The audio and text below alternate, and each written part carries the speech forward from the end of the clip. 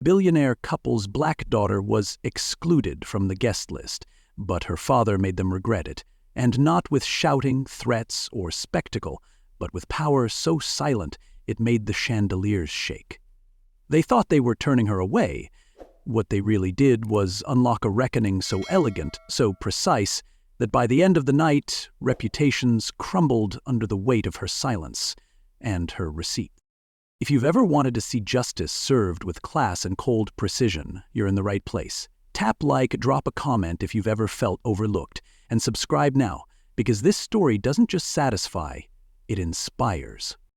Maya Henderson wasn't new to microaggressions dressed in pearls, but this one hit differently. She stood at the entrance of the Winterbourne Charity Gala, the same gala that raised money for the very orphanage she had once called home, only to be told by event coordinator Victoria Sterling that her name wasn't on the list. Maya didn't raise her voice. She didn't plead. She just raised an eyebrow, calmly reminded them that her family had donated $2,500,000, 0 cents, the year before, and watched as Victoria's fake smile flickered with panic before snapping back into place like a brittle mask. "Capacity issues," she said with a voice dipped in polite venom. "Maybe next year."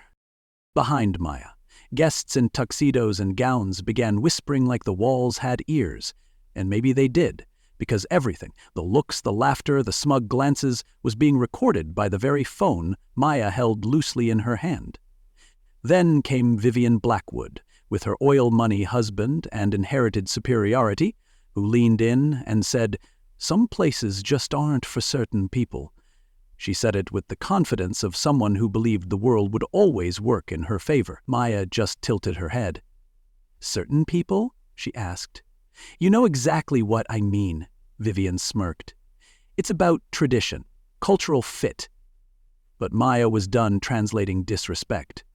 She turned without another word, walked toward the lobby elevator like royalty denied a throne, and texted her father 2 simple words. "It's time." Because she hadn't come to fight, she'd come to finish. What they didn't know was that Richard Henderson didn't just fund the gala, he owned the damn hotel. Not in name. Not on paper that you could Google. No, Richard built his power in shadows and signatures, through trusts and shell corps and quiet acquisitions. He was the reason the champagne flowed and the chandeliers sparkled. And tonight, the man they thought was just another absentee donor was already on his way, reviewing audio clips sent by his daughter, audio that included Victoria Sterling mocking Maya's upbringing, Vivian bragging about keeping standards high, and Thomas Whitmore casually suggesting Maya should find a more appropriate event for someone like her. All recorded. All clear. Already. And Maya. She sat in the lobby cafe, sipping espresso, camera still rolling, face still calm, while the women who dismissed her laughed over drinks, not knowing their entire legacy was being live-streamed to a private group of journalists, legal experts, and influencers her father had cultivated over 20 years. Because this wasn't a tantrum. This was a takedown. Maya had learned something powerful growing up in an orphanage, how to wait, how to watch, and how to strike when the time was right. She wasn't looking to be let in. She was looking to let the truth out. And this moment, this exact humiliation, was the final file in a digital dossier months in the making. She had emails, screenshots, voice memos, enough to flip the table on a social circle built entirely on exclusion, pretense, and white-gloved racism. And while Victoria thought she had preserved tradition, she had actually triggered its collapse. Maya didn't need the ballroom. She had the truth, and truth, when wrapped in evidence and timing, doesn't knock.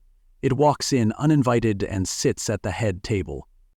Though if you've ever been told you don't belong somewhere you helped build, if you've ever been told to wait your turn or earn a seat at a table that wouldn't exist without you, remember this moment. Because sometimes the most powerful voice in the room is the one that didn't raise itself. Like this story, if you've ever watched someone underestimate the wrong person. Share it if you believe receipts speak louder than revenge, and subscribe now, because what Maya did next didn't just restore her dignity, it changed the rules for everyone.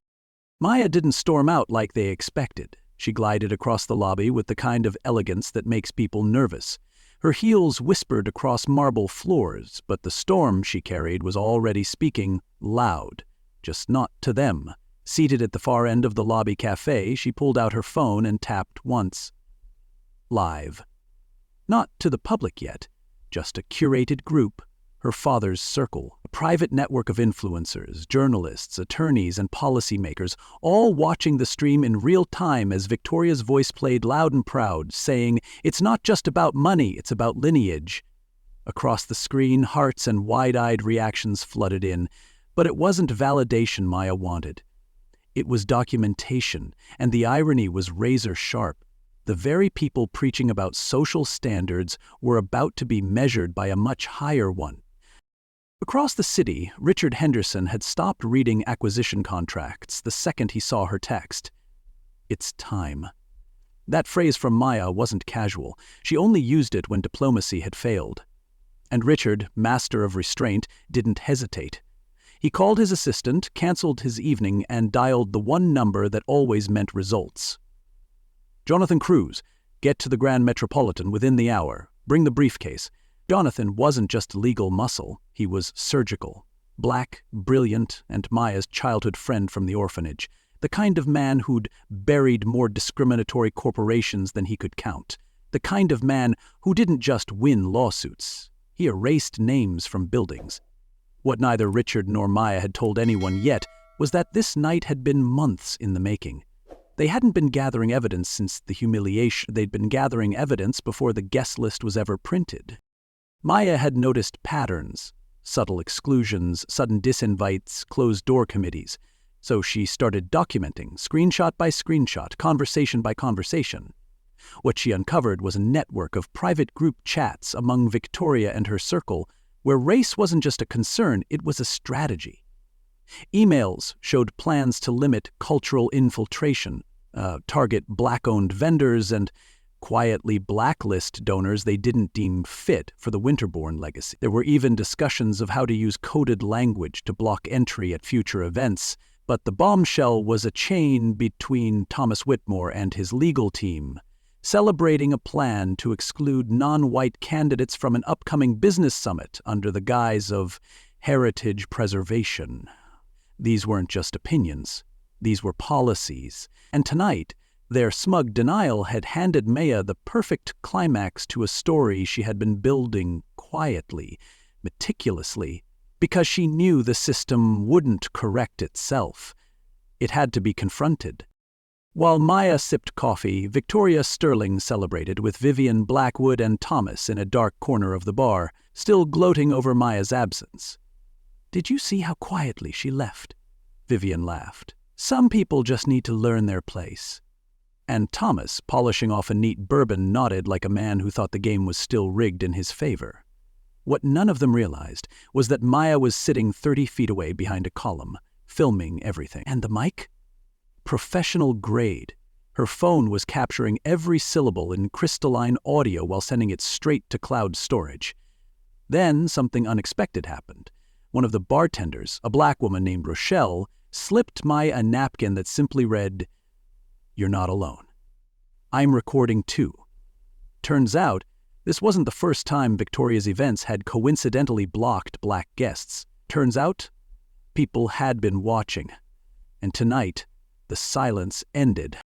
Meanwhile, Jonathan Cruz pulled up to the Grand Metropolitan with a calm fire in his eyes. The valet opened the door like he knew something was about to go down. Jonathan adjusted his tie, grabbed his briefcase, and headed toward Maya with that rare energy that makes injustice nervous. "I've got everything," she said, handing him the phone. "So do I," he replied, opening a legal folder filled with affidavits from vendors, letters from whistleblowers, and even an anonymous tip from a former committee member. "They've been cooking this for years," he said. "Tonight, we put it on the table." And just then, Maya's phone buzzed again. Another message from a guest inside. Victoria's joking about you again. Loudly. I'm disgusted. That was the final piece. Maya turned to Jonathan, her voice calm and final. It's time to finish what they started. You see, when you're born on the outside, you learn how to survive closed rooms and whispered decisions. But Maya didn't just survive them. She watched, learned, and turned the locks from the other side. This wasn't revenge. This was accountability, dressed in documentation. And if you're still listening, ask yourself, what would happen if more of us stopped asking for permission and started collecting the proof? What would happen if we turned exclusion into exposure? If you've ever been written out of the room you helped build, this is your sign. Don't just walk away angry, walk away prepared. Like, share, and subscribe if you believe in silent power, in smart resistance, in the kind of justice that doesn't just clap back. It reprograms the system. Because Maya wasn't just a billionaire's daughter, she was every person who's ever been told they didn't belong, holding the receipts to prove they always did. Jonathan Cruz didn't enter the Grand Metropolitan lobby like a man. He entered like a deadline. 6'2", skin deep as molasses, and a suit so sharp it could cross-examine you on sight. He didn't stop to check in, didn't glance at the decor. He was already calculating the structural damage his presence would cause. Maya stood as he approached, not with nerves, but with relief, because now the strategy had muscle. "Your father briefed me," he said, setting his briefcase on the marble table like it held the weight of entire courtrooms. "And Maya? This isn't just discrimination. This is systemic fraud dressed in pearls." She handed him the phone with the video logs, the audio, the napkin note from Rochelle, the bartender. Then, with a slow exhale, she pulled up something new, a digital folder titled Inheritance Game. They're not just excluding people. They're coordinating donations, tax evasion, and social gatekeeping like it's a private sport. Jonathan scrolled in silence, his expression shifting from focused to furious. "Jesus!" he muttered, tapping into an encrypted chain of messages from Victoria's personal email.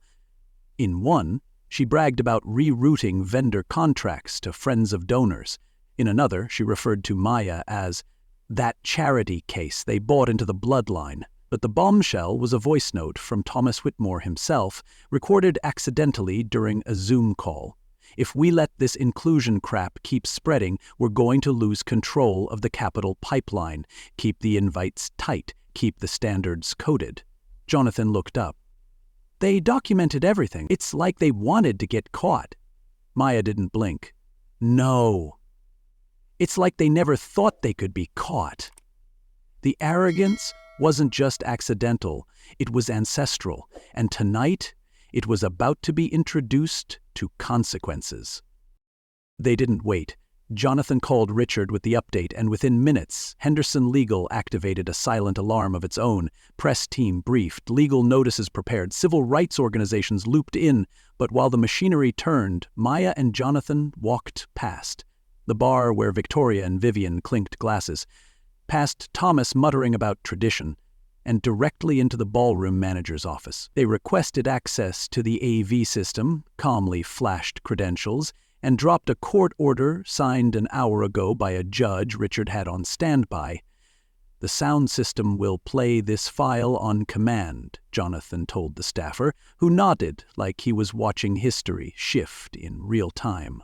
The Gala was humming with laughter and string quartets, but the real music was waiting in a USB drive labeled Truth Final Draft. And as they stepped back into the hallway, Maya's phone lit up again. This time, a new message from a young attendee.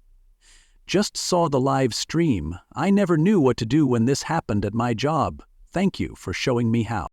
Then came the twist no one expected. A man in his 60s, white hair and a worn suit, stepped out from the shadows and handed Jonathan a sealed envelope.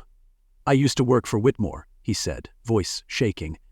"I was pushed out when I hired a black analyst. They made sure I couldn't prove it, but I saved this." Inside were internal memos showing Whitmore & Co. enforcing unspoken quotas, cutting out BIPOC hires to keep their board comfortable. Jonathan looked stunned. You just changed the scope of this case. This is federal. And suddenly, the gala wasn't just a social event. It was ground zero in a war for accountability. What had started as a denied entrance was now a multi-pronged takedown involving employment law, civil rights, and potentially federal indictments. Maya looked at the man and said softly, "You didn't lose your voice. You saved it. Now we amplify it." This is the part they never teach you. How silence builds strength. How being shut out teaches you how to break the locks. Maya didn't want to ruin lives. She wanted to reveal truths. Because exposure, when done with purpose, doesn't just punish, it protects. Protects the next Maya. Protects the young employee afraid to speak. Protects the forgotten voices swept under the rug of respectability politics. If you've ever sat on evidence of injustice, unsure of whether the truth will matter, let this be proof that when you move smart, it matters more than ever. Like this story if you know what it feels like to wait your turn in a game rigged against you. Comment if you've ever had proof no one believed. And subscribe now, because what happens next isn't just exposure, it's execution of a plan designed to flip the power map, one whisper at a time. At exactly 10:15 p.m., the chandeliers flickered 3 times, a signal only senior hotel staff would recognize. It meant the owner was in the building. Inside the gala, laughter still bounced off the crystal walls, champagne still flowed, and violins played like nothing was wrong. But on the ballroom floor, the truth was already walking toward the mic, in handmade Italian shoes. Richard Henderson didn't rush. Power doesn't hurry. It arrives. And when it does, it doesn't need to announce itself. It just shifts the entire temperature of the room. People turned one by one, whispers forming a wave. Some gasped. Others clutched their glasses. But all of them knew something irreversible had just entered the space. Behind Richard, Jonathan Cruz carried a briefcase full of career-ending receipts. Maya stood near the main entrance, calm and regal. No longer the girl denied a seat. Now the storm they never saw coming. Richard took the mic. "Good evening," he said, and the air snapped to attention. "For those of you who don't know me, I'm Richard Henderson, majority owner of the Grand Metropolitan Hotel, and proud father of Maya Henderson, the young woman who was denied entry to this event just a few hours ago." The silence cracked into audible gasps. Victoria Sterling's champagne glass tilted in her hand. Vivian Blackwood paled. Thomas Whitmore choked on his bourbon. Richard continued, "Tonight, I've come not to address your traditions, but your assumptions." He nodded toward Jonathan, who pulled out a small device and played the audio clear as a bell. Victoria's voice echoed through the luxury ballroom saying, "Some places just aren't for certain people." Then Vivienne chimed in with, "It's about cultural appropriateness." The final nail was Whitmore. "There are lineage issues to consider." The room froze. Phones were out, recording everything, but for once the elite had nothing to say. Then Maya stepped forward. "Victoria," she said, holding up her tablet, "do you recall this message?" She tapped, and on the giant screen behind them appeared a screenshot. "We need to be stricter about who we let into our events. Some people just don't have the right upbringing, no matter how much money they've stumbled into." The timestamp and sender ID were crystal clear. Victoria tried to speak, but no sound came. Maya tapped again. "Or this one. Another message, this time from Thomas. We need to make sure our network stays pure. Keep the wrong faces out of our photos. This wasn't bias. This was strategy. Coordinated, coded, executed. And tonight, exposed." Then came the twist. Jonathan pulled up a contract. "Effective immediately," he read. "All future events hosted by Victoria Sterling Events are cancelled. The Grand Metropolitan has zero tolerance for discrimination, documented or otherwise." The guests, once silent spectators, erupted into a frenzy of whispers, gasps, and movement. People began physically shifting away from Victoria, Vivian, and Thomas, as if their reputations were radioactive. Influencers tweeted in real time. Journalists took notes. This wasn't just a scandal, it was a collapse. Victoria tried to protest. "This is being twisted." But Maya cut her off. Twisted. You said, and I quote, "Some people need to learn their place." Well, tonight you learned mine. It's at the center of the room, not the edge of your list. Whitmore attempted to slip away, but Jonathan blocked his path. Before you go, you might want to check your email. Several of your corporate clients just terminated their contracts after receiving our press packet, and just like that, a man who once built gates to keep others out was locked out of his own empire, with evidence built by the very person he tried to exclude. If you're still listening, take a breath, because what just happened isn't just poetic justice, it's practical proof that grace backed by strategy changes the game, that receipts speak louder than rage, that sometimes the most revolutionary thing you can do is not yell, but document. If you've ever felt silenced, excluded, or underestimated, let this remind you. They fear your presence not because you're unworthy, but because your existence rewrites their narrative. Don't let the world edit you out. Write yourself in, with facts, with force, with unshakable calm. Like this story, if you've ever stood outside a door that should have been open. Comment if you've got your own receipts waiting. And subscribe. Because Maya's next move isn't just about justice. It's about changing the rules for everyone who's ever been kept out. And trust, she's just getting started. The backlash didn't wait for the evening to end. By sunrise, the fallout had gone national. The video of Richard Henderson's speech, Maya's takedown, and the audio evidence played across news outlets like breaking headlines during a political scandal. Overnight, Victoria Sterling's name became synonymous with high society bigotry. Her company's website went dark by 9 a.m. Sponsors dropped her like she was radioactive, but the real surprise came when the Winterbourne Foundation publicly denounced her actions and permanently severed all contracts with Sterling Events. This wasn't just a social penalty, it was economic exile. And it was only the beginning. Vivian Blackwood's husband, the same oil mogul who thought he'd never face consequences, was now under federal audit. Turns out, one of the exposed voice messages mentioned tax shelters disguised as donor incentives. The irony? They funded the Gala to control the narrative, but the narrative had turned into a noose made of their own words. But while the elite scrambled, Maya moved with quiet purpose. Her goal had never been revenge. It was reconstruction. And that reconstruction began where her story once started, the orphanage. Within days, the Henderson Foundation announced a complete renovation of the facility, from cracked floors to full scholarships. Maya didn't just rebuild the walls. She reprogrammed the future. She created a leadership academy, staffed it with top-tier Black educators, and launched a mentorship program pairing orphaned children with industry professionals across tech, law, and medicine.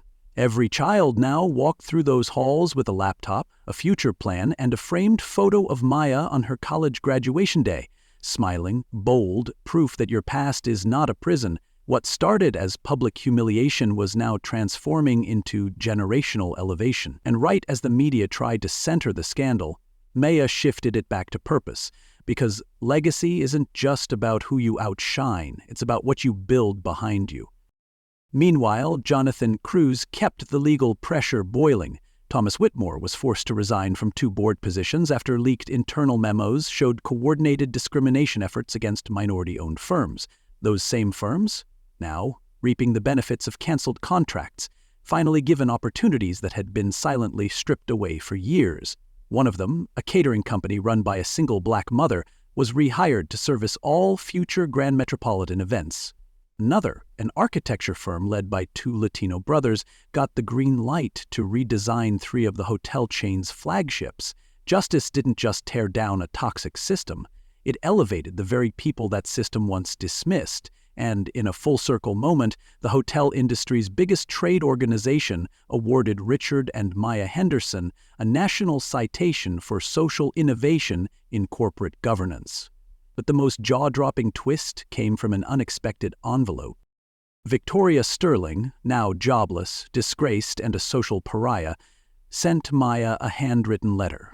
No lawyer, no PR gloss, just ink, regret, and shaky handwriting. "I know I don't deserve your forgiveness," it read, "but you forced me to confront parts of myself I never questioned. I don't expect redemption, but I hope someday you'll believe I'm trying." Maya read it in silence, folded it carefully and placed it in a drawer labeled Lessons Not Leverage. Because forgiveness is never about them. It's about freeing yourself from carrying what they dropped. Still, Maya didn't forget. She let consequences do the talking. Victoria had moved to a small town, working admin at a local events firm, far from the world she once ruled.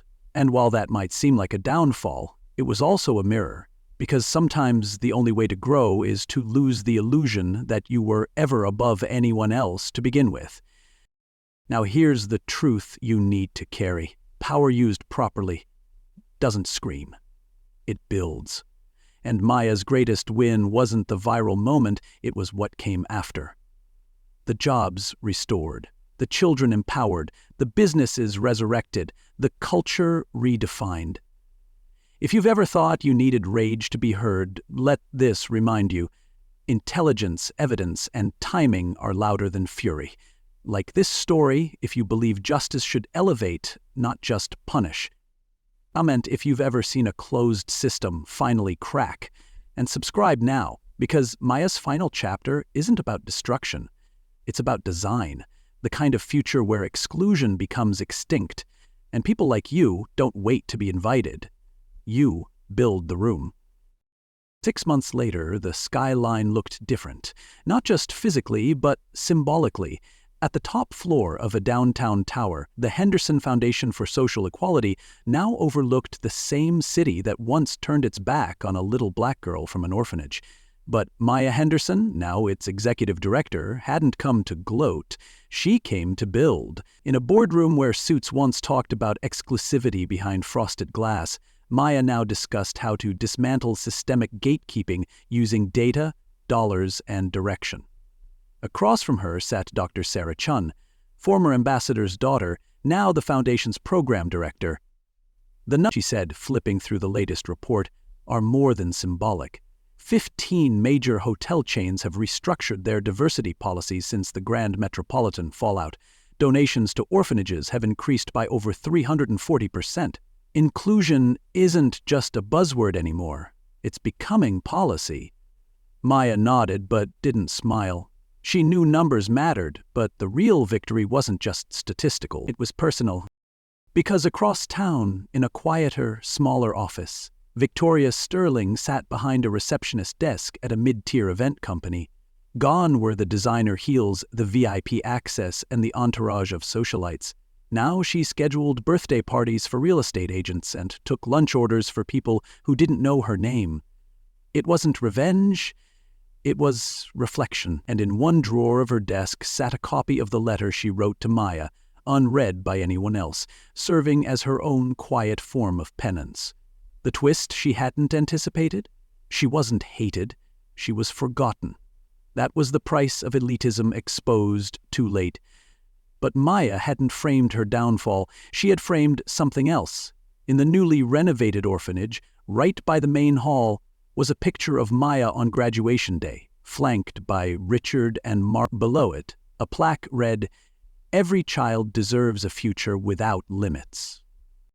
Maya didn't just restore dignity, she rewired systems. She created internships with Fortune 500 companies exclusively for youth from underrepresented backgrounds. She built scholarships not based on grades, but on grit. She formed a think tank composed of former foster kids, prison reform advocates, and disenfranchised students. Because brilliance doesn't always come wrapped in a 4G. And the most unexpected ally in all of this? One of Vivian Blackwood's daughters. After the scandal, she cut ties with her mother and reached out to Maya. "I grew up hearing things I thought were normal," she admitted. "But you changed what I thought was possible." Maya brought her into the foundation, not as a token, but as proof that unlearning is possible when accountability is real. Because the goal was never division, the goal was to make sure that gatekeeping became outdated and allyship became contagious. Then came the final invitation, the winter-born Gala, rebuilt, rebranded, and renamed the Gala of Hope and Inclusion, formally asked Maya to be the keynote speaker. It wasn't irony. It was full circle. A year after she was turned away at the door, Maya stood on the same stage where she had once been dismissed. But now the crowd looked different. Young leaders of color, formerly homeless scholars, community organizers, artists, and entrepreneurs. The chandeliers hadn't changed, but the energy had. "I was told I didn't belong here," she said, voice steady, "and for a long time I believed that belonging had to be granted. But it doesn't. Belonging is not a permission, it's a position, one you claim with action, not invitation." The room rose to their feet, but Maya paused. She scanned the room and locked eyes with a young man in the back. "David," she called out gently. David, 19, shy, walked up slowly. "I came from the same orphanage you did," he said quietly.